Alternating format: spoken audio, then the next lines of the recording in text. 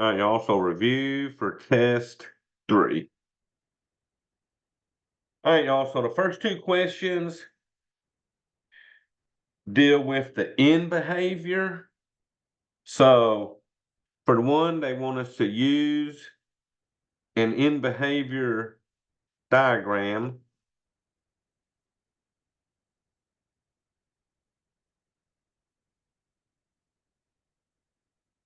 to describe the end behavior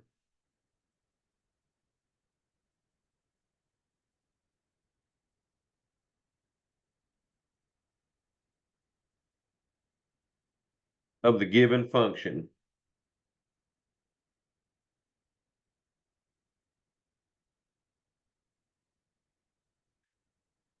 All right, y'all, let one in real quick.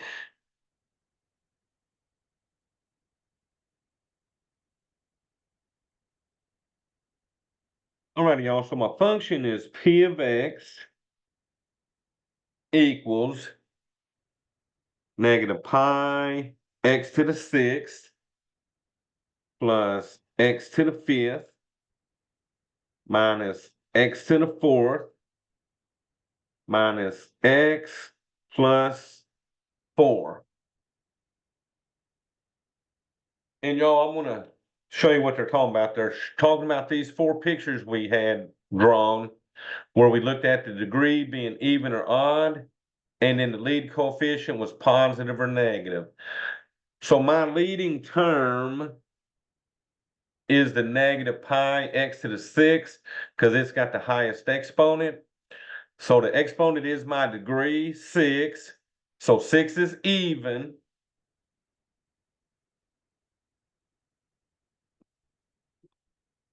All right. So the 6 is even. So then I look at the lead coefficient, which is a negative pi. Well, that's negative.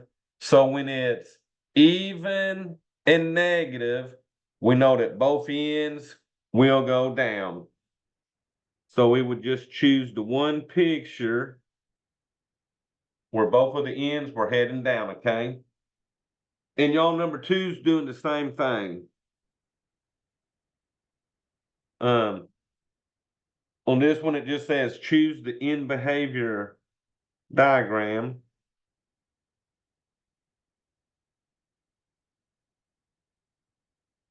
that best describes the function.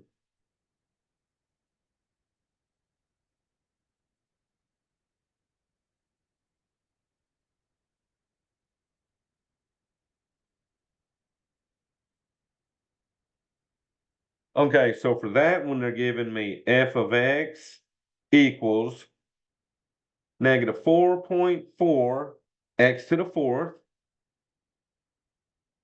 plus the x to the sixth plus 0.5 x to the seventh. So this question is exactly like this question. Y'all, the only difference, the leading term is at the end of this function to where it was at the beginning of that one, okay? So this one's not in descending order, but the leading term is the 0.5 x to the seventh. So we would go back to our chart again. My degree is a 7, which is odd. So odd has the right column. And then my lead coefficient is a positive 0.5. So when the lead coefficient's positive and it's an odd degree, this graph will go uphill, left to right.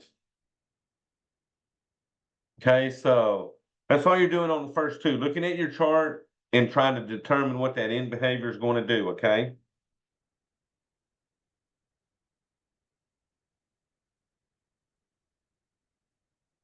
Okay, y'all, at number 3, we started finding zeros. So we're going to find the zeros and state the multiplicity of each.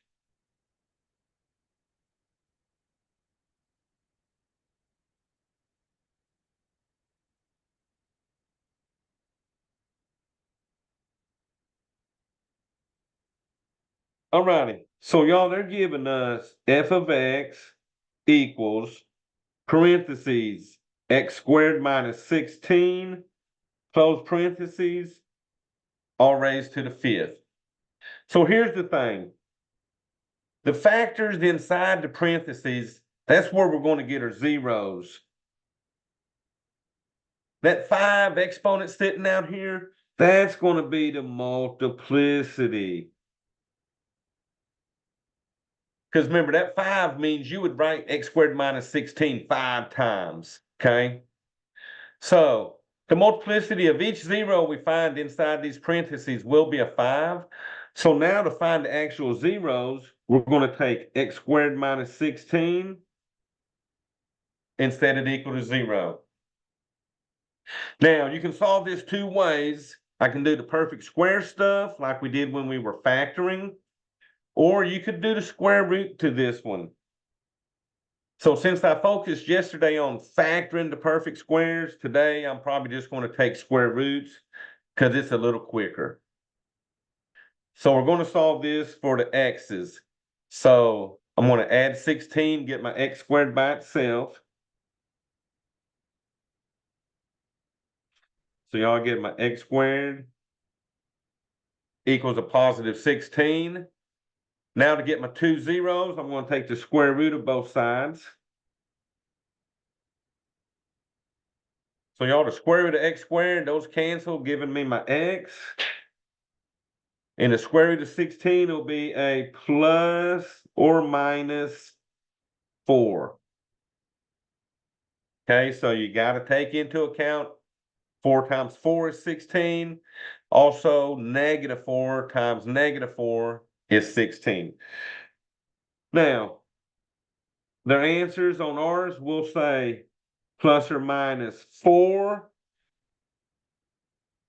Each has multiplicity of 5.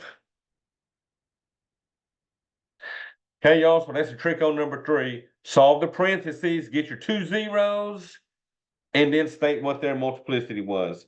And that will be a A, B, C, D choice on that one, okay? All right, y'all, number 4 is continuing with the zeros. We're going to find the zeros and multiplicity.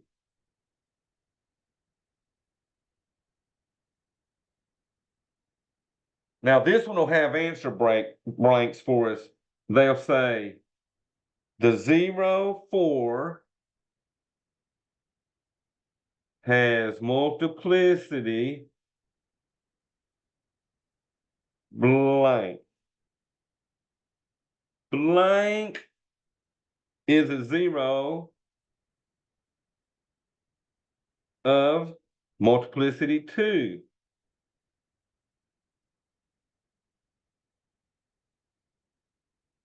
And then finally, the remaining 0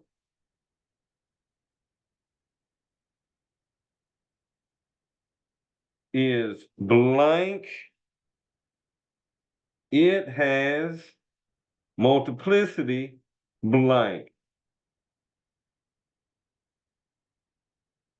All right, y'all, so that's the answer blanks. Now my actual function is f of x equals negative 8 times x minus 4 to the third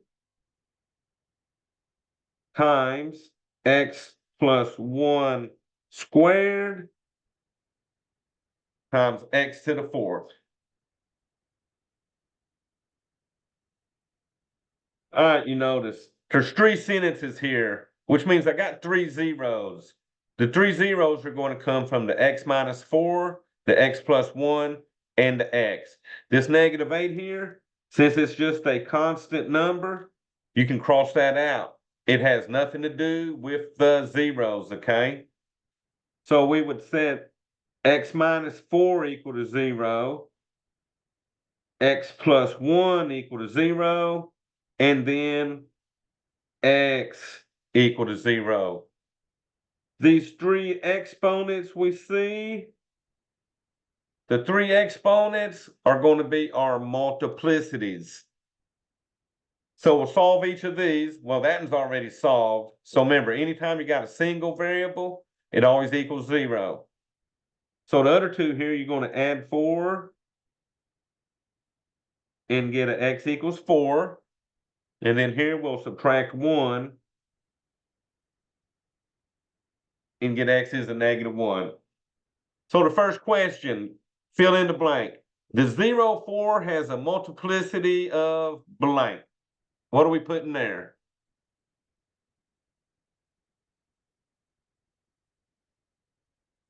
So let's see. Yep, because the 0, 4 came from that factor, has an exponent of 3. All right, y'all. So blank is a 0 of multiplicity 2. So we want our next blank here. So what is a 0 that has a multiplicity of 2? So y'all are saying -1 because y'all, here's the multiplicity 2. The factor was x plus 1, but the 0 was the -1. Good job. All right, y'all. So the remaining 0 is blank, and it has a multiplicity blank. And y'all, there you go. The only 0 left is the 0, and it has a multiplicity of 4. Good job. So y'all, that's it on this one. Solve your zeros, your factors, and then remember your multiplicities are the exponents. Now you also got to remember on that one, if there's not an exponent after your variable, then that would be automatically a 1, okay? All right. Now number 5 is one of the trickier ones. It's the one where we had to do that factor by grouping. So it says, find the zeros and their multiplicities.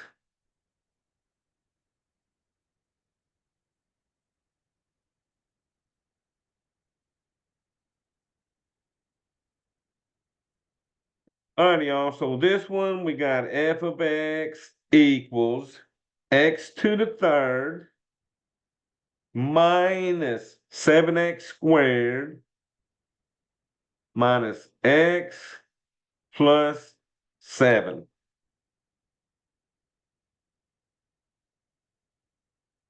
All righty. So this one's not factored. So the trick was actually getting it factored. So since this was 4 terms, we're going to factor it by grouping, remember? So you make 2 groups, and we're going to factor out the greatest common factor from each of our groups. So the first one's always the same because you got an x3 and a 7x squared. The GCF between the first 2 terms is going to be an x squared. Now, if you had an x3, take out an x squared, that's going to leave me at x minus, and then a 7x squared, you take out an x squared, leaves you a 7. Now, the second GCF will be negative like the third term. So whatever's sitting in front of this x is going to be your sign of your next GCF. And then remember, what's the GCF between an x and a 7? What did we say?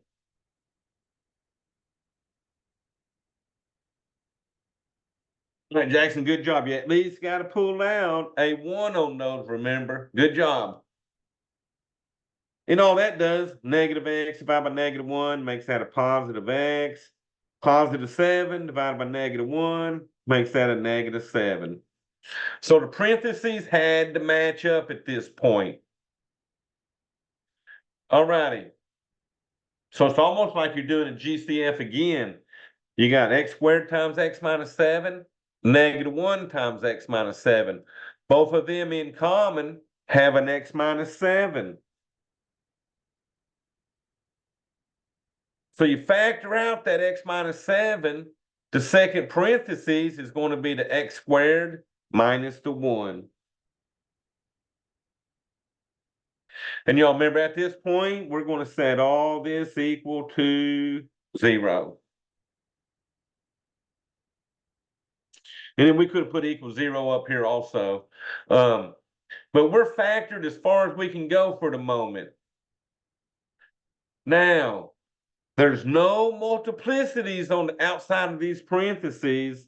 So at that point, treat them both like they got ones out there, okay? So you're going to set x minus 7 equal to 0. And you're going to set the x squared minus 1 equal to 0. Now, since that was the x to the third, that 3 tells me we're going to get 3 zeros out of this, okay? So the first one I'll get by adding 7. So positive 7 is one of my zeros. Now here, x squared minus 1, I'm going to add 1 and do my square roots. So x squared equals 1, and then I'll do a square root to both sides. So y'all, that gives me my x, and then remember this will be a plus or minus 1. So my 3 zeros are 7, 1, and negative 1. So the zeros are x equals 7, 1, and negative 1. And then that's all you'll put in. They'll have the x equals on that one. And then each zero has multiplicity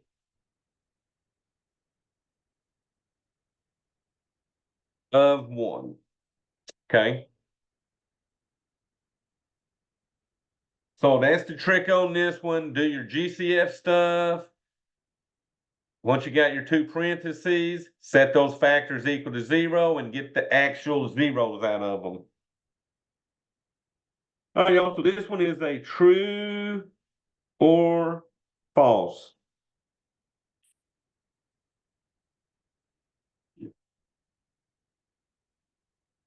So they say if P of X equals X minus 9 squared times X plus 5 to the third, then the graph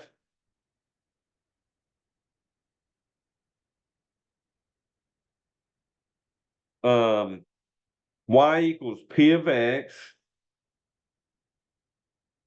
crosses the x-axis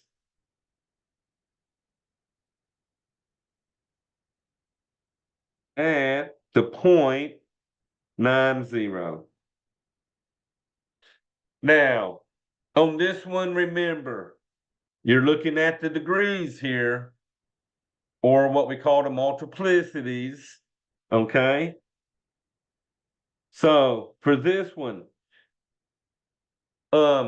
is even and this one's odd. So y'all, here's the thing you got to remember on this one. Even multiplicities, we said, were tangent to the x-axis. And the odd multiplicities, if they had odd multiplicities, we said they crossed over the x.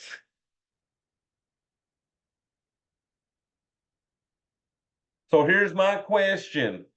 Is this one true or false? If they give you x minus 9 squared, x plus 5 to the third, then the graph of this polynomial, does it cross the x-axis at 9, 0? Oh, y'all, let's see what y'all got. Y'all saying false? Well, let's see. So to cross over at 9, 0, that x-intercept would have had to come from the first factor of x minus 9. That would have gave me 9 as a 0. It has a multiplicity of 2. And good job, because we said if it was even, it would be tangent to the x. So y'all, on this one, you would have to say false, because the degree or the exponent is even, thus it is tangent to the x.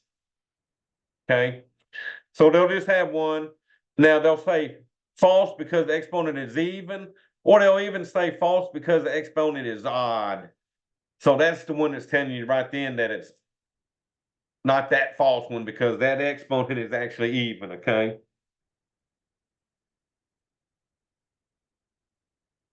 All right, so for the function, we want to find the maximum real zeros.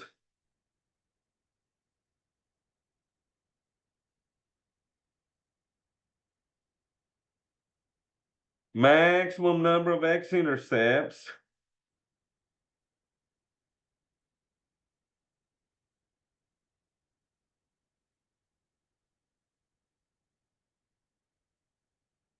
And maximum number of turning points.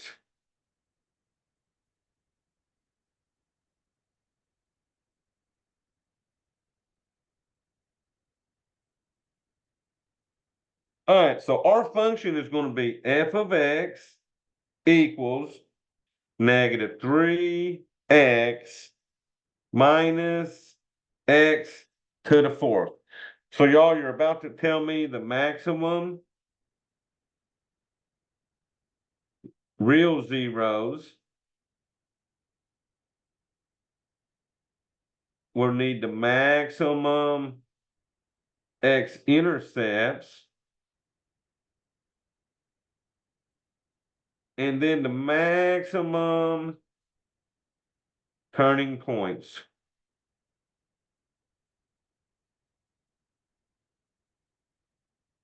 So based on what I'm given here, this polynomial, what would be the maximum number of real zeros? Do y'all remember how we did that?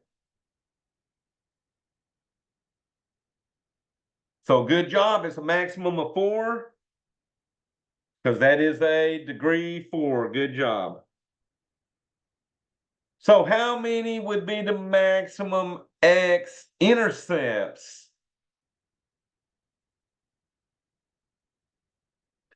So y'all putting 4 again, good job. So the real zeros and the x-intercepts equal the degree. So now, what about the maximum number of turning points? Perfect. Subtract 1 and get me a 3. Good job, y'all. So y'all, that's a trick on that one. Just remember, zeros and x-intercepts equal that number. Turning points, subtract 1, okay?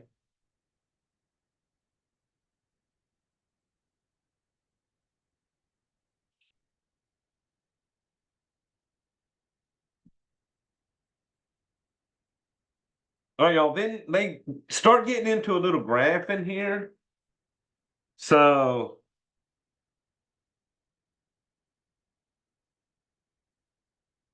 I'm going to put on here the graph in one here. And I'm actually going to zoom this in a second and see if I can focus it. All right, so we're going to play with this one now. X times x minus 4 times x plus 5 times x minus 7. They want me to choose one of these 4 graphs, okay? Now, I'm going to go to y equals and put this in, but I want y'all to notice this. X's go from negative 10 to 10, but the y values go from negative 100 to 100. So on my calculator, on my window, I'm going to set my y's to be 100 and negative 100. Now the x's automatically will be negative 10 and 10, okay? So if you want to actually get the exact picture, we want to graph it and change our window. So I'm going to share my calculator. So I'm going to go to y equals and actually put in the function first. So it was a x times parentheses x minus 4 close parentheses, open parentheses, x plus 5, and then parentheses, x minus 7, and close. So the window button, the second one right by the y equals, hit that. Also, see, my x's were changed from another problem. So I'm going to go make them a -10 and a +10. I'm going to go down to the y minimum and make that one a -100. And then the y maximum a +100. All right, so my window's set, so I'm going to graph it now. So y'all, it makes like a W shape. It comes down, goes up, then it comes down and goes up again. So it's like a W opening upward. So let's see which one of my pictures looks like that W opening up. So this one here sort of goes up, up, down, and up. So not that one. This one looks like it is upside down looking, and it's crossing way too many times. But y'all look at C. Looks like it comes down, goes up, comes down, and goes back up. So it looks like C perfectly on that one, okay? So we would choose C. Now, number 9 is the same thing, except this time it's not in factor form, it's actually in a polynomial form. Now, notice this one goes from -5 to 5, -250 to 250. And y'all, I'm sort of looking, these last two are really similar to each other. It looks like C is crossing right through the center, and it looks like D is a little up on the y-axis a little bit. So if it looks like this, we got to be really careful to see which one we choose, okay?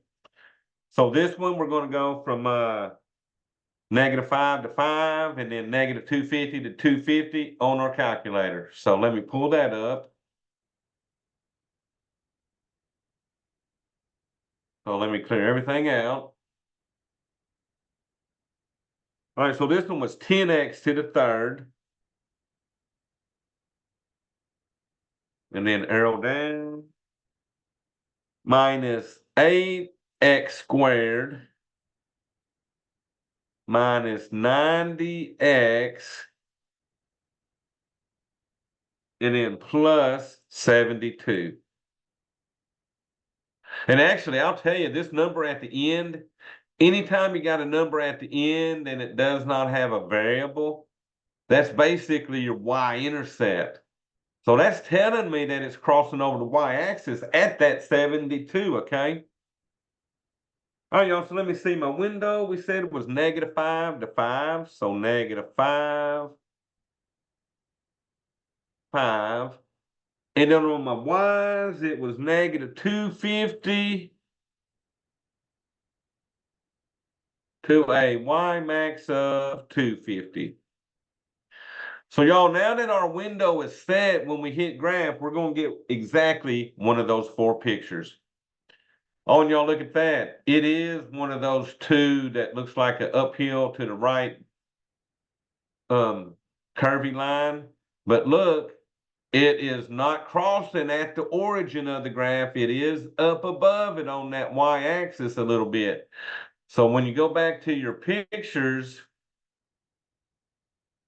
notice these 2 are very close, but this one's going through the center and ours was up a little bit on the graph.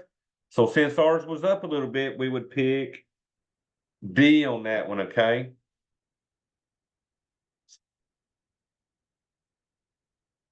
All righty, y'all. So that's what they're doing on 9 and 8 and 9. They're giving you the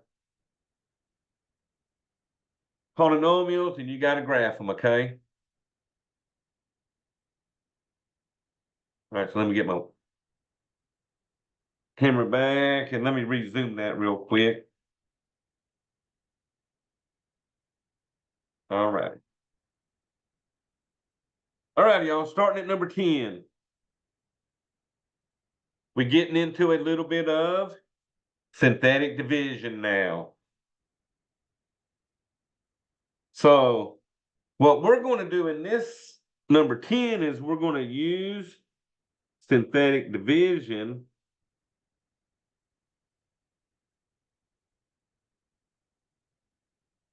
determine if the numbers are zeros.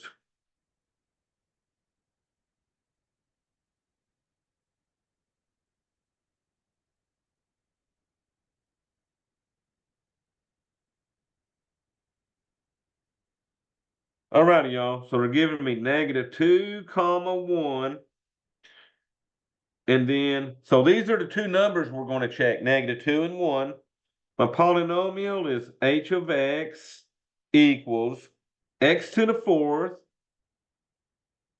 plus 2x to the 3rd plus 2x squared minus 4x minus 1. All right, so there's my polynomial. So synthetic division means I'm going to write my coefficients. So let's say I got the x4, the x3, the x squared, the x, and a number. So nothing's missing. So here we go. 1 for the x4, 2 for the x3, 2 for the x squared, -4 for the x, and then -1. So then I came in and drew my little line with my box.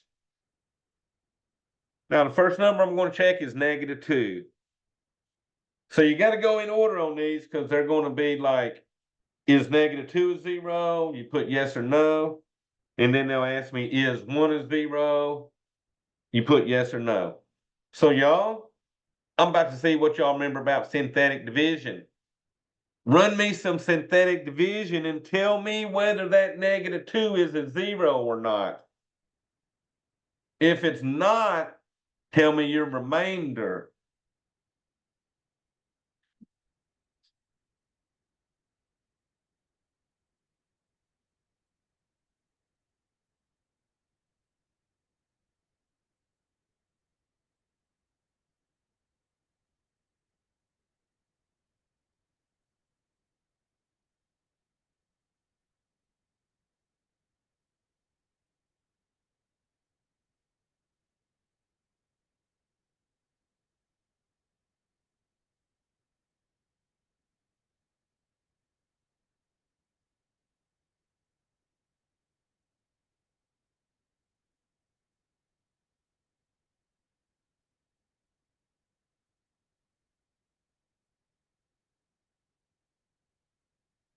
All right, so now what we saying? A no on that one? So we're about to check and see if you're right on that one, okay? Now, did y'all get a remainder on that one?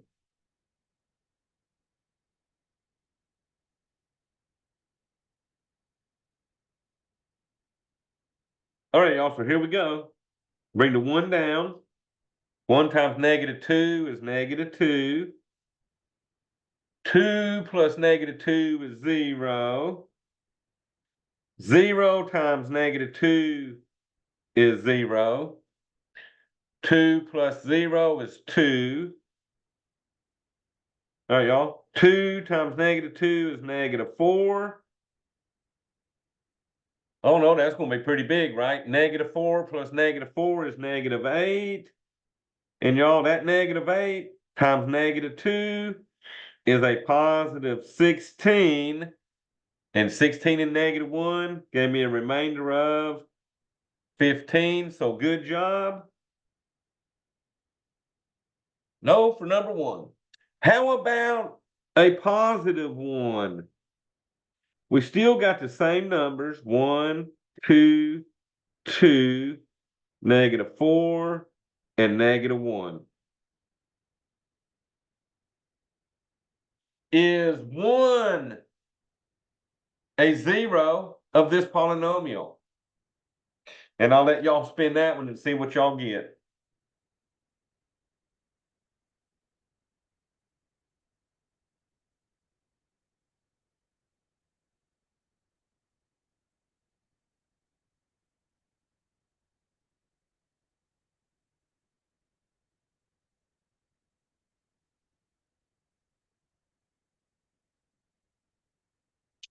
All right, we're getting a yes on that one, so that must mean we got a zero remainder. So let's see what we do. Bring the one down. 1 times 1 is 1. 2 plus 1 is 3. 3 times 1 is 3.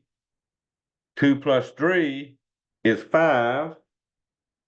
5 times 1 is 5. Negative 4 and 5 give me a 1. And then 1 times 1 is 1. Oh, good job, Nat, because that gives me a remainder of 0. So that means 1 is definitely a 0 of that polynomial.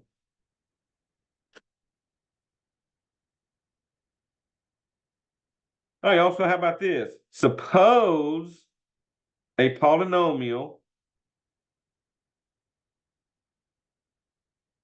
of degree 4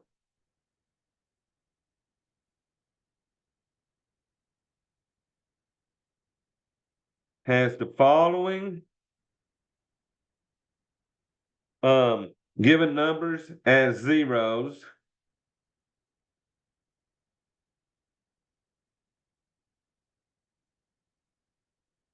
Find the other zeros.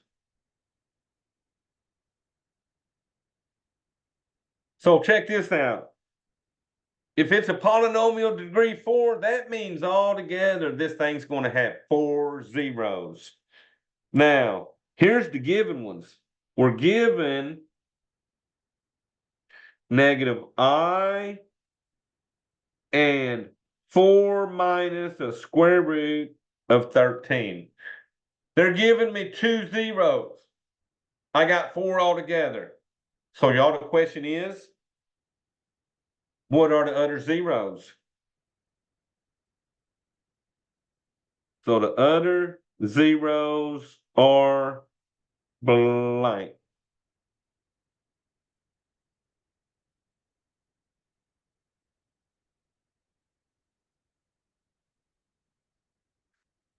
All right, so I got an I for one of them. Yeah, because the conjugate pair of a negative I is a positive I.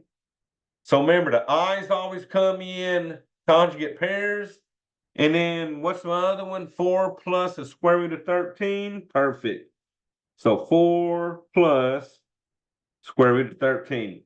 So remember, the radical parts will come in as one negative and one positive. But the 4 stayed positive on both of them, okay? Only the stuff in front of the radical gives you the negatives and the pluses. So y'all, good job. So that's what you're going to do on 11 is find the conjugates of what they're giving you.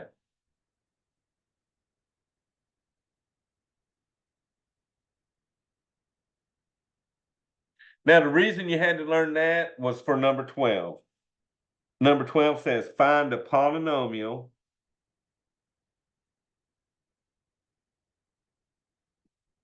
so now we're finding an actual polynomial. This is where we did all that foiling. Of lowest degree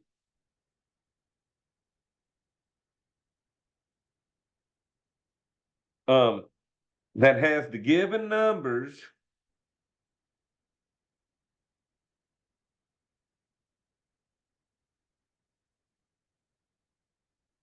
as sum of its zeros. Now the given numbers are giving me, y'all, they're giving me a square root of 3, and they're giving me a 2i.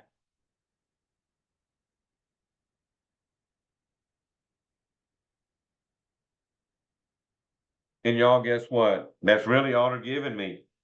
Now I'm finding a polynomial. So this is where I set the answers x equals each of my zeros. But here's the thing. They gave me some of the zeros. Well, we know if square root of 3 is a 0, then the negative square root of 3 is a 0. So we're going to have x equals a square root of 3. X will also equal a negative square root of 3. They got to come in conjugate pairs. We know that if x equals 2y is a 0, then x equals negative 2i also has to be a 0. So we had to use this knowledge of 11 to do number 12 here. Now, this is where I got a 0 on the right side by moving everything to the left. So I'm going to subtract the square root of 3. I get x minus square root of 3 equals 0. I'll add square root of 3. X plus the square root of 3 equals 0. And then same thing here, minus 2i from both sides. And then here we will add 2i.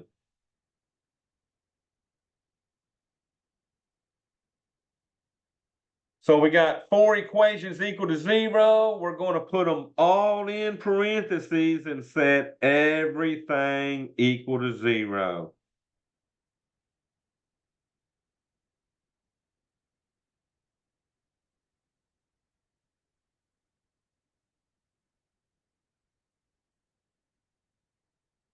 All righty, so here's the thing we're going to do next. We're going to FOIL these first two together because they're conjugate pairs. We're going to FOIL the last two together because they're conjugate pairs.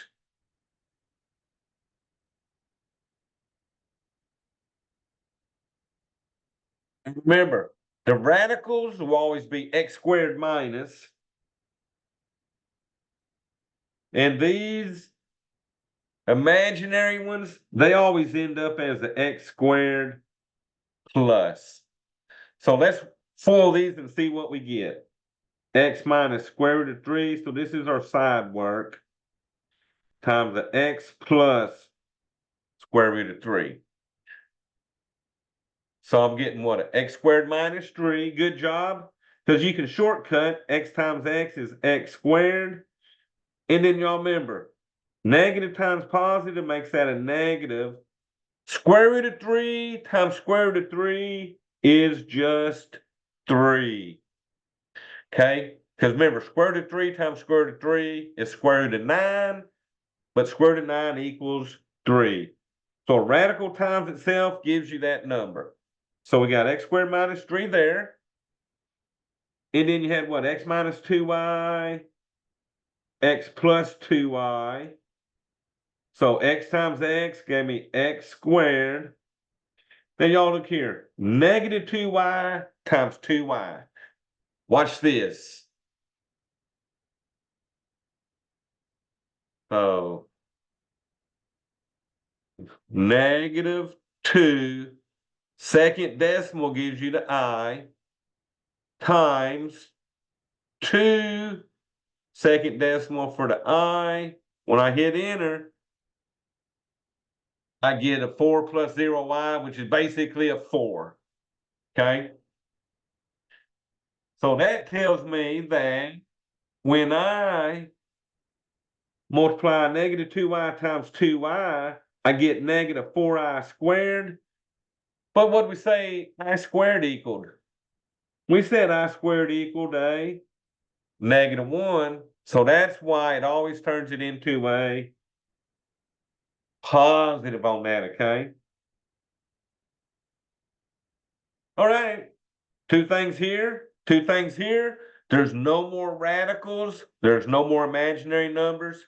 So all we're going to do to get our final answer, FOIL that out and be done. Now, these are not conjugates, so we actually got to FOIL out the whole thing. You can only shortcut when they're conjugate pairs, okay? So y'all, we would do x squared times x squared, x to the 4th. X squared times 4 is a positive 4, x squared. Negative 3 times x squared is a negative 3, x squared. And y'all, the negative 3 times 4 is a negative 12. Okay. So technically you could put 0 there. But we got one more step here. You got like terms on this. So my final answer would be x4. 4 minus 3 would leave me 1x squared minus my 12 equal to 0. So what math lab will want, they're going to say the polynomial is f of x equals, and all you're doing is putting in your x to the 4th plus your x squared minus 12. Okay, so we don't have to put the 0 on it when we actually put it back in function notation, okay? Hey, y'all, so just remember, they're going to give you a radical on this one and an imaginary. You need to bring out the other two because they are always coming in conjugate pairs.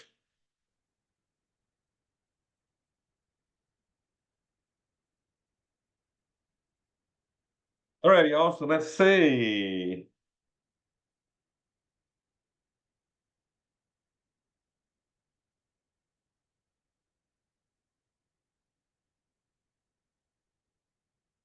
All right, so let's see on this number 13 here.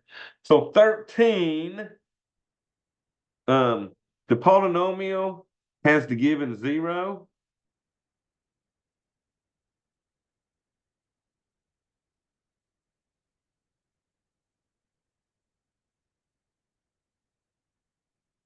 Find the other zeros.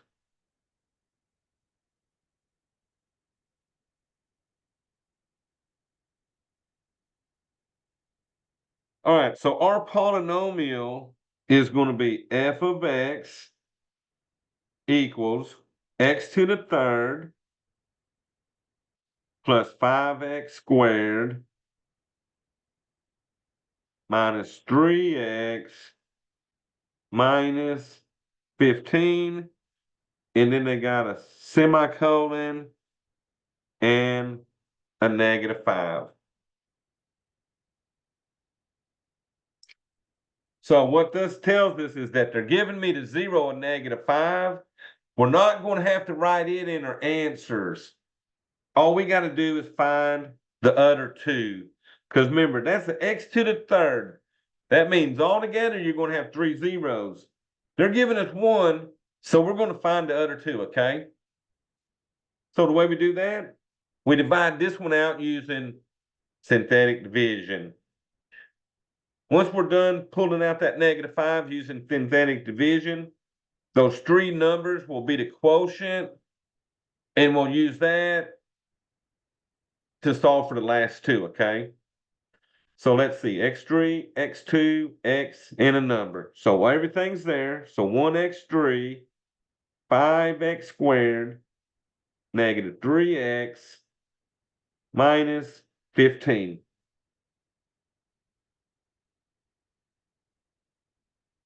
Now, the first number I'm checking is -5. Now, since they gave me this one as a 0, y'all better get me a 0 here when you're doing synthetic division, right? So you're going to pull down that 1. 1 times -5 is -5. 5 plus -5 is 0. 0 times -5 is 0. -3 plus 0 is -3. And then -3 times -5 is 15. Adding that -15 and 15, we get a 0 remainder. So we knew that would give me a 0. So now to find the last two zeros, we're going to, remember, since that was the x to the third, this is now 1x squared plus 0x's minus 3. That's what these are the coefficients of this new polynomial. Now, since there's a 0 here, I don't have to put that x, okay? But y'all, to find my last two zeros, I'm setting that equal to 0, and I'm going to solve it for these x's. And y'all, the easiest way, x squared in the number, I'm going to add 3, and we're going to do our square roots. So I now get x squared equals a +3 And then let's do square roots to both sides. So that cancels the exponent, giving me x equals a plus or minus. And y'all look at that. We can't simplify that square root of 3. So I get x is a plus or minus square root of 3. So on this one, it'll say the other zeros are blank. I'm pretty sure it'll let you use the plus or minus 3. If it don't, you can do the square root of 3, get out of that, and do a negative square root of 3, okay?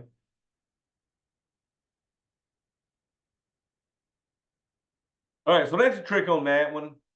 Divide out your first zero they're giving you, and then remember, these 3 numbers here, you can do the square root to, or you could do quadratic formula. A is 1, B 0, C negative 3. If y'all like doing that quadratic formula, okay? Oh, y'all, look, it's break time. So let me pause this video.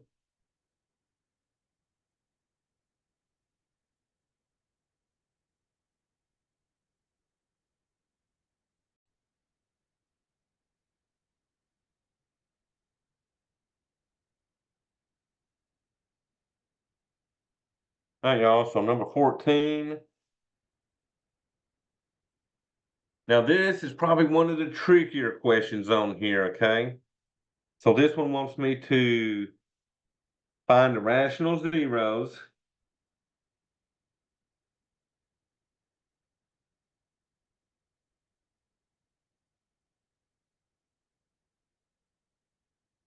Um, and then the other zeros.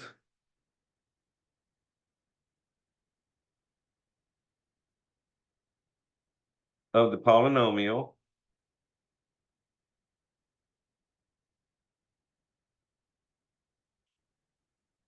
Then factor in the linear factors.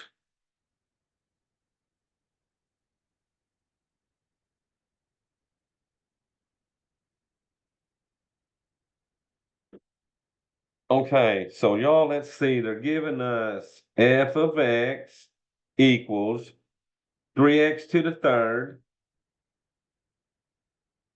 plus 7x squared plus 147x plus 343. Now, this one, they're not giving us any zeros to start with like they did up here with that -5. Now, we do know since we got a degree 3, which is our highest exponent, we got to get 3 zeros out of this. So they didn't give us one. So what we're going to do to get the first one, or ever how many we can find, we're going to plot this in y equals and graph it. And we're going to try to see where that thing is crossing over the x-axis at, okay? So let me go graph that so I can at least try to find 1 zero out of this.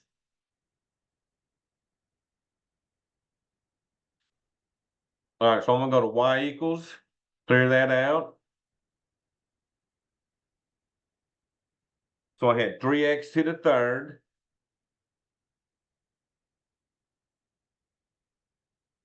All right, arrow down. Plus 7x squared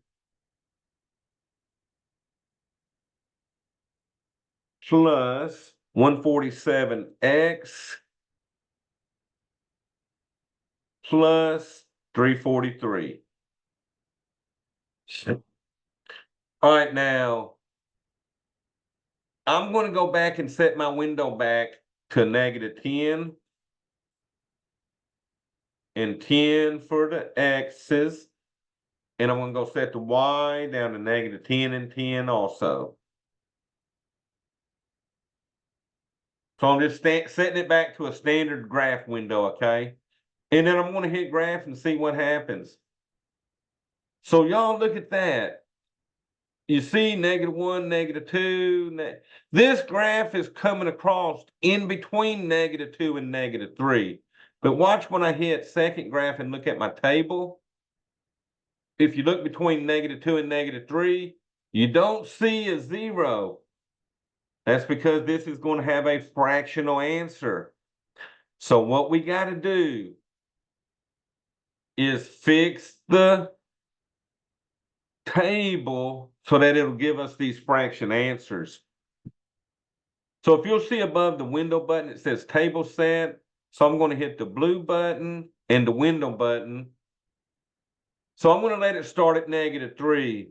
But what I'm going to do, remember that little triangle table? It means how much do you want the table to change? Well, since my polynomial had a 3 in the front, I'm going to change this to 1 divided by 3. You're going to have, so that means mine's going to give my table in thirds now. So if you had a 5 in the front of your x3, you would do 1/5. If you had a 7, you would do 1/7, and so on, okay? Make it 1 divided by whatever your first number was, okay? Now, I'm going to go to my table by hitting second graph. And now look, between -3 and -2, that 0.667 is pretty much -2 and 2/3. That -2.333 is pretty much -2 and 1/3. So if you want to take that -2.333, I'm going to quit this screen and I'm going to punch in -2.3. And you want to do a lot of threes here so that it'll convert it, because the calculator is only going out so many digits. You want to do enough so that if you hit math and enter twice, it'll turn that into a fraction. Okay. Like, watch this, y'all. If I did -2.33 and try to turn that into a fraction, it don't, whoops, it ain't enough to give it a good round off, okay? So you want to do it -2 point. You want to get enough threes there so that it'll actually convert it into a, whoops, math and enter twice, into a reduced fraction, okay? All righty, so we now know that -7/3 is one of our first zeros. So we're going to use the -7/3 and we're going to divide it out using our synthetic division. So x3, x2, x and number. So we're not missing anything. So we got a 3, 7 for the x squared, 147 for the x, 343 for our number. Now, since that's a zero, I better get a zero remainder. And then these three numbers, we're going to do quadratic stuff too, so that we can get the last two zeros, okay? All right, y'all, so here we go. Bring the 3 down. 3 times -7/3. If you multiply that on the calculator, the 3's would cancel, and you'd end up with a -7. 7 and -7, give me 0. 0 times -7/3 is a 0. 147 plus 0 is 147. And y'all, if you take that 147 and multiply by that -7/3, you would get a -343. And you can multiply them right on your calculator as you're moving through it, okay? But 343 and -343 gave me a 0 remainder. So now remember, these are three numbers. Since this was the x3, this is now 3x squared plus 0x plus 147. I'm going to set that equal to 0. Solve that for the x and get my last two zeros, okay? So y'all, this one is, I'm going to subtract 147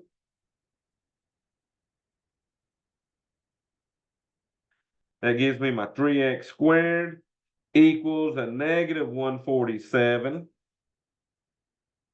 All right.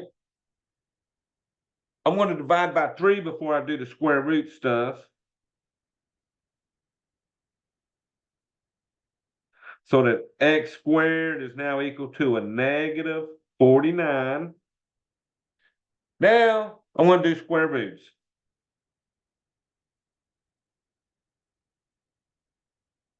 So y'all, that'll give me x is a plus or minus. So y'all, what is the square root of a negative 49?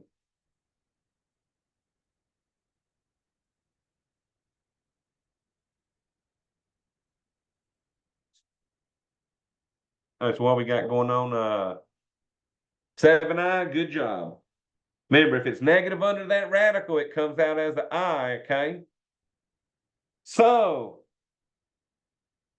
this negative 7/3 is a rational zero because it can be written as a fraction. This 7i is what we call the other zeros. So the other zeros will be the radical stuff or the imaginary stuff. So you gotta pick the right blank here. A says there are only rational zeros. Well, that's false. B says there's one rational zero, which we got. So that was our negative 7/3. And the other zeros were our 7i and negative 7i. Okay. So you got to choose the right blank. And then C says there's no rational. Well, that was false because the negative 7/3 was a rational. Okay. Then it says factor into linear factors. So that's when we put everything in parentheses. So the negative 7/3, we would have x plus 7/3. So you're changing the sign of your zeros and putting them in parentheses, okay? So the 7i will be x minus 7i. And then the negative 7i will be x plus 7i. Now, the last thing you got to do on this answer to get it right, since the 7/3 was in fraction form, anytime you got a denominator on that fraction, we bring it out to the front so that we put a 3 out in the front. So that your final answer will be 3 times x plus 7/3 times x minus 7i times x plus 7i. Okay, y'all? So just remember, when you got a fraction, whatever the denominator is, you got to bring it out to the front, okay? So y'all, 14 is tricky, but hit it with the graph and figure out that first fractional zero, okay? And you're probably going to have to change your window to 1 divided by whatever that first number is, because our tables are usually set up as 1, 2, 3, and so on, okay? Now, before I go on to 15, I'm going to show you how to set that calculator back. So I'm going to go back to my calculator because we don't want every graph that we do to have a table like this, okay? So I'm going to go back to table set by hitting second window. I'm still going to let it start at -3, but down here on this delta table, the triangle, I'm going to set that back to a 1. Now, when I go back to the table by hitting second graph, everything's going by ones again, okay? And I don't have all those fractions in it. All right, y'all, so my calculator said, that was what, number 14?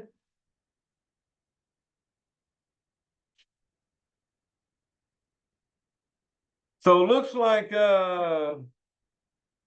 15 and 16 are getting into doing domain problems.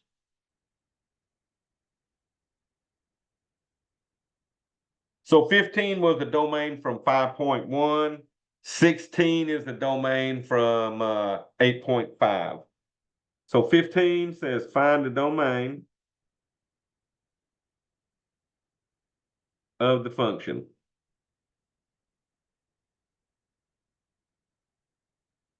All right, I got f of x equals x to the third minus x squared plus x plus 1 over x squared plus 7x plus 6. So to find the domain, I take the bottom, set that equal to 0.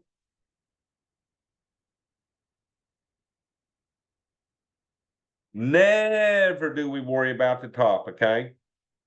Oh, look here, y'all. Looks like y'all got a factor one for me. So one of y'all factor this for me. What does a x squared plus a 7x plus 6 factor into? You know, that's the whole trick of this problem is getting that thing factored right there, okay?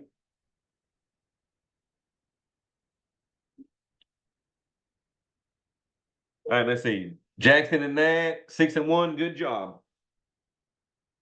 So x plus 6, x plus 1. Y'all, the last one's positive, so both of these factors are positive like the middle, and we found factors of 6 that added to 7. All right, y'all, continuing on, let's get these set equal to 0 and solve each of them. So y'all, the first one, we're going to subtract 6. And then since that's positive, we're going to subtract 1.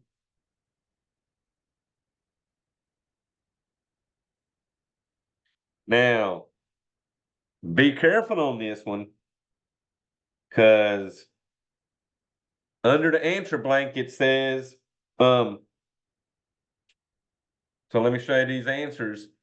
So it ain't that one, x is a real number. Well, this one only has 1. We got 2 answers on that. So we need to use this answer blank, but it wants them in ascending order. And y'all, I got a -6 and -1. So ascending order means left to right. So the smallest number between -6 and -1 would be the -6. And then x not equal to or -1. So make sure you put them in ascending order. Now, the second part of that, would they want me to write this in interval notation? Well, interval notation starts out at -infinity, and we're kicking out -6 first. So we're going to union around that -6. From -6, we're pretty good until we hit -1.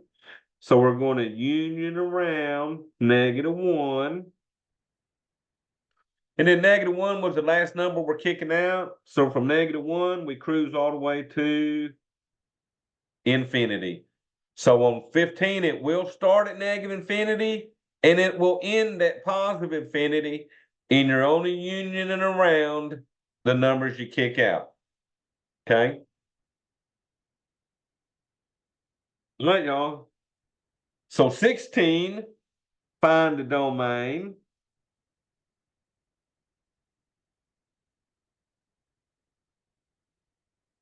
of the rational expression.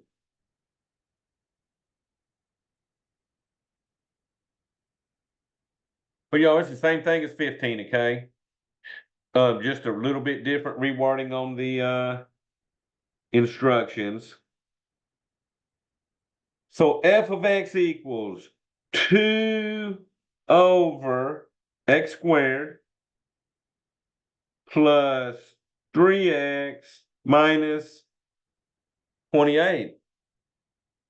So it's a domain again. So once again, now this one, we only got to write the answer on this one in interval notation. This one, you had to do both. The set builder they gave you and then interval, okay? Oh, y'all, so let's set x squared plus 3x minus 28 equals 0. Uh-oh, looks like y'all got some factoring to do. So y'all, factor me x squared plus 3x minus 28.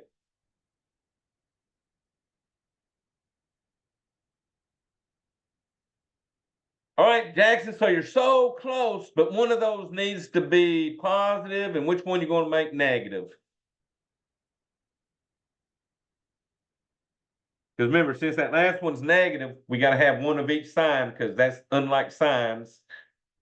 And let's see, you got 7 and 4, so your larger number will be the positive. Good job.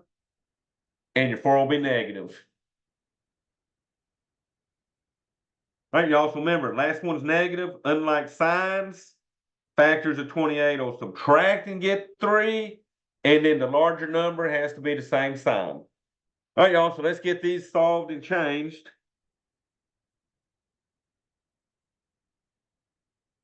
So y'all, the first one, positive 7. So we're going to subtract and get x is a negative 7. And then that's the minus 4. So we'll add 4 and get x is a positive 4.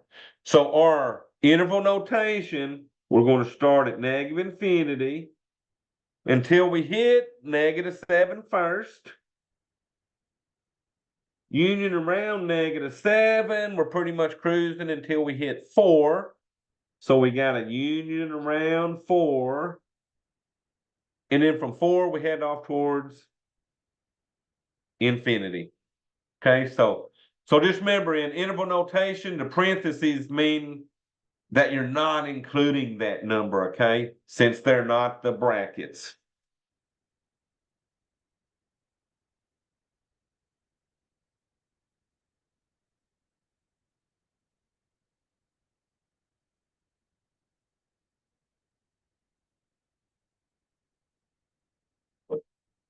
All right, y'all, 17.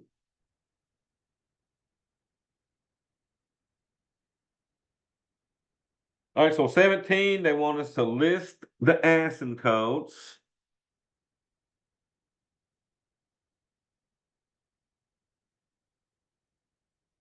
And then graph.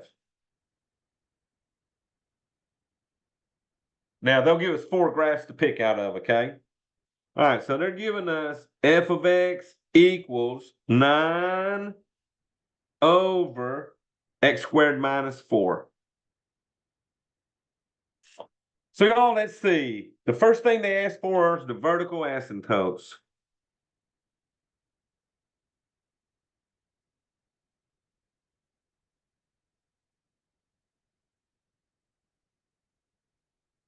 Now, vertical asymptotes, same thing as domain. We took the bottom, we set it equal to 0. And we're going to solve that. So really, I'm just going to add 4 to solve this one again. So x squared equals 4. And then do square roots. So y'all, that cancels, giving us our x. And this will be a positive or negative square root of 4, which is 2. So the vertical asymptotes, and they'll have is, are, blank. You gotta write x equals 2, comma, x equals negative 2. Vertical asymptotes gotta look like an equation. Now you could put x equals plus or minus 2 and it'll take it, but y'all, on the vertical asymptotes, you gotta have it as an equation, okay? Now, it'll say oblique asymptote.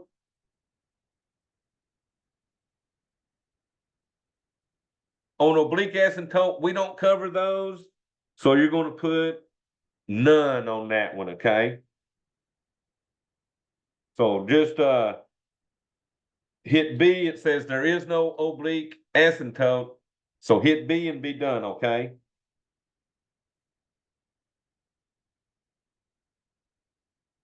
Horizontal asymptote. Well, the horizontal asymptote, I looked at the degree on top and the degree on bottom.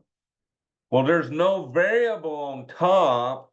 So since there's not a variable on top, the degree of the top is 0. Now the degree of the bottom, well, the highest exponent is a 2. So the degree of the bottom equals 2. So what was the horizontal asymptote if the degree of the bottom was greater than the degree of the top?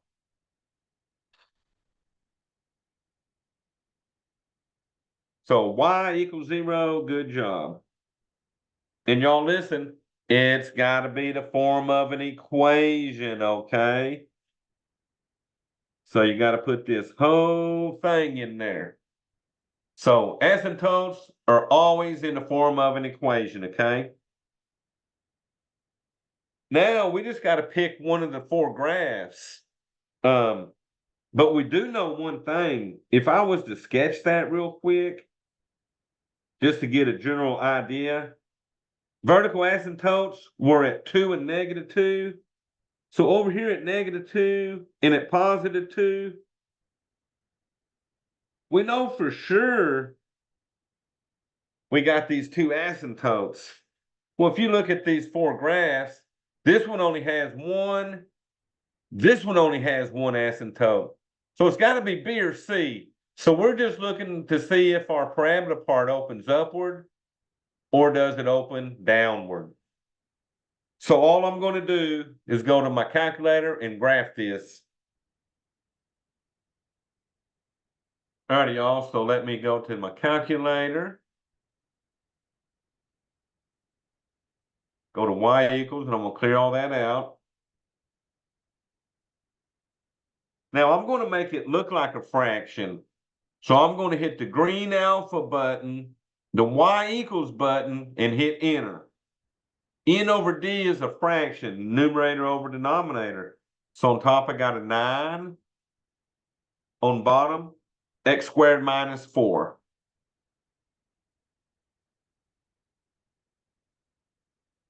Now, y'all, I'm going to just go down to y2 a second. Say you didn't do the alpha y equals. The only other way you could put this in and get it right, you would have to do 9 divided by parentheses x squared minus 4 close parentheses. If you don't use fraction notation like I did in y1 and you put it in as division like I did in y2, if you got more than one term, you got to put them in parentheses, okay? So if you got stuff being added or subtracted, you got to do like I did at x squared minus 4. All right, so I'm going to clear that one off. All right, so I just wanted y'all to see how you actually had to put it in if you didn't use this fraction notation. All right, y'all, so we're going to hit graph and see which one we get.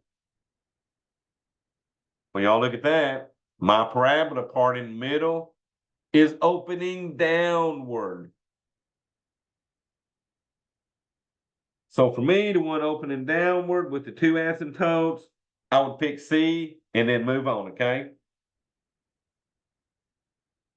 So the test's not bad. You just got to keep up with stuff on it.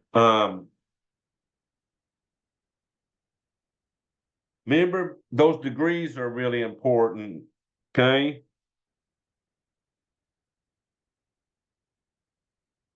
All right, y'all, 18 was determine the horizontal asymptote.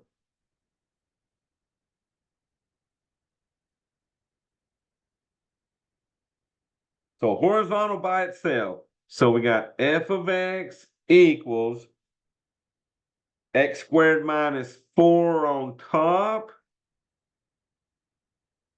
5x to the 4th plus 4 on the bottom.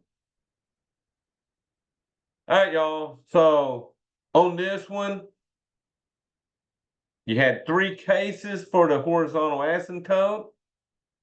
So what is the horizontal asymptote for 18? It's either the A over B stuff, there's no asymptote, or it's zero.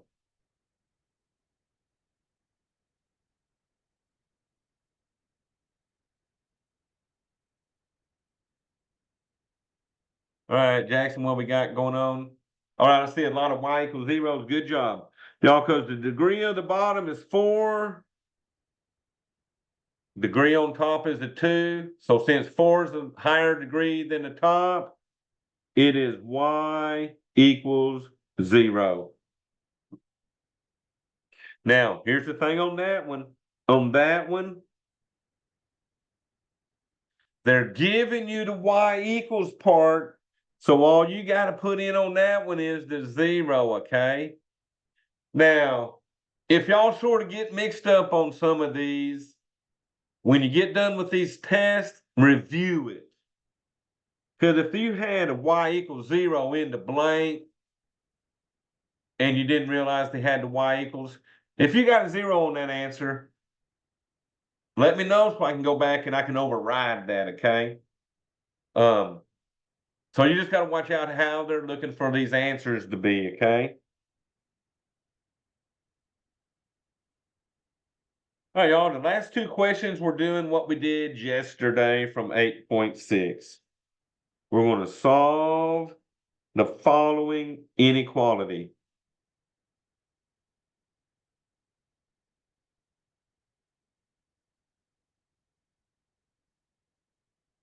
So this one is x minus 2 times x plus 3 is less than 0.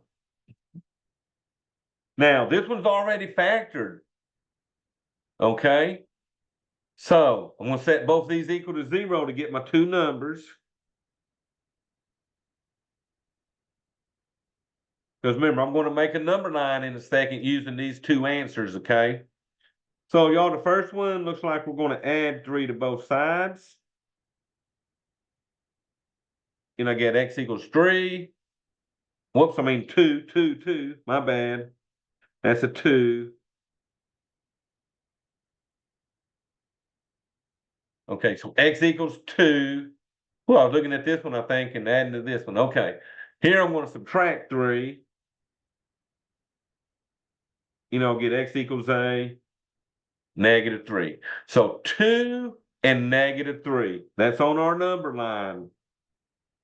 But we got to go in order. So on the left side will be my -3. On the right side will be my 2. Now remember, you got to pick some numbers to test.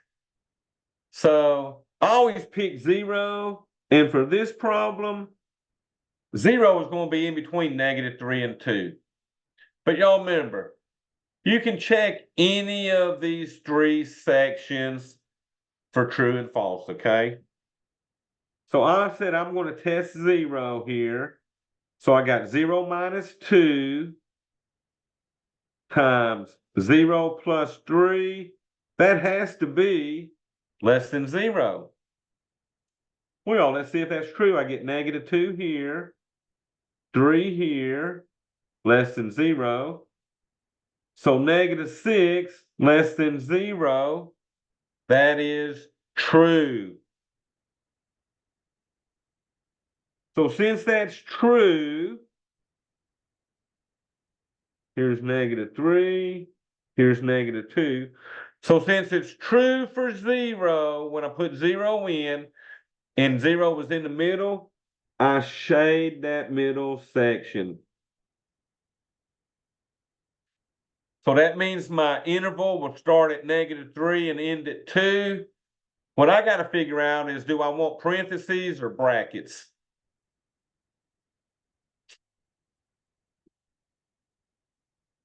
So what would y'all pick? Your curvy parentheses, or are y'all going to go with them old blocky little brackets? All right, Jackson, looks like parentheses. Good job. There's not an equals under this, so we do use parentheses. So we got parentheses from -3 to 2. Okay, so On this one, you got to write the answer in interval notation.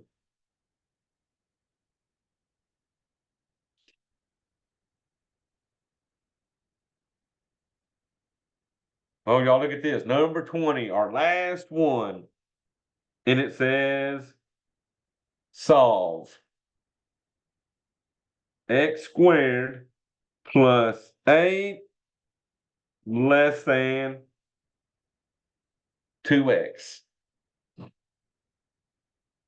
All right, so the first thing we really need to do on that one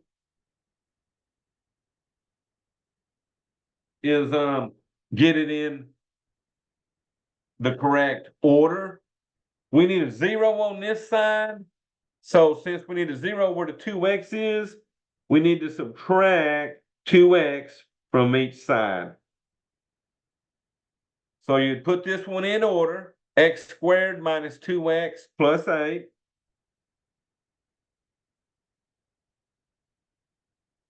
is less than 0 now. All right, so what we're going to do now is we're going to factor it and set it equal to 0. All right, y'all, so for us to move on, I need for y'all to try to factor that for me.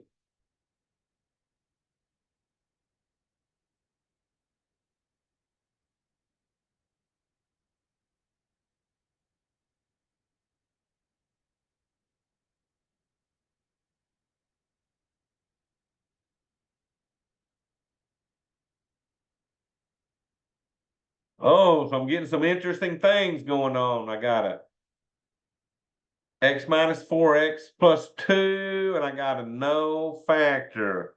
So y'all, let's see who's right. I got an x squared, so that's an x and an x.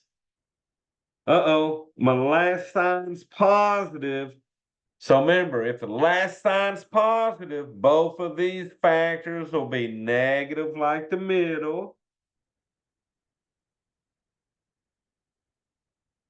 Now, y'all remember, the only way you're going to get unlike signs is if that last one's negative, okay? But when it's positive, these got like signs. So, y'all, I need factors of 8 that would add to get 2. So 8 and 1 add to get 9. 2 and 4 add to get 6.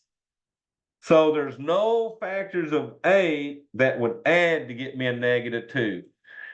Now, let me show you on yours. If you had x minus 4, x plus 2, if you was to FOIL this, you would get an x squared plus 2x minus 4x minus 8. So your middle would come out right, x squared minus 2x, but look what happened at the end. Yours folded into a negative 8, and this thing was positive, okay? So that one didn't work. So y'all, it does not factor.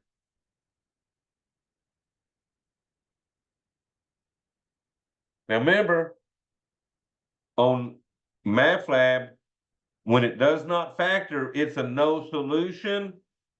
But guess what? Remember, what we got to put in the blank is the no solution symbol that they use in MATLAB, okay? And when you click in the answer blank, it pops it up on that row of stuff with the radicals and stuff. It'll have that 0 with the line through it, okay? If you put an actual 0 there, it'll mark it wrong. It's got to be their symbol that they're using with that line through it, okay? All right, y'all. So that's the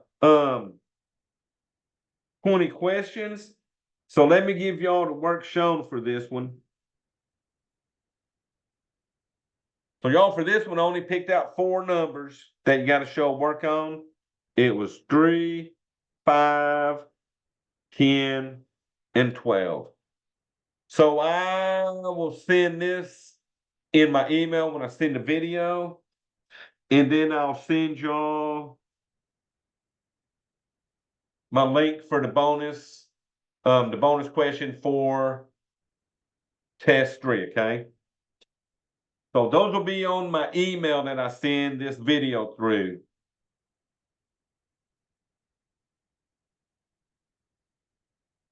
Alrighty, so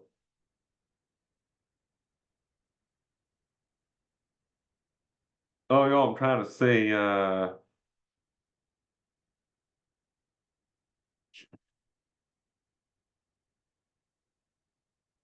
not really seeing anything else. So y'all have any questions? Now here will be my bonus.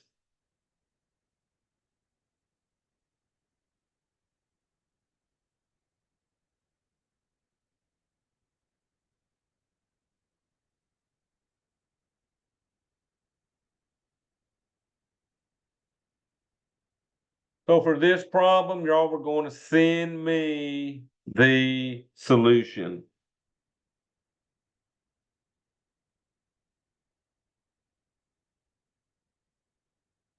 Interval notation. So pretty much like 19 and 20 on that test, okay?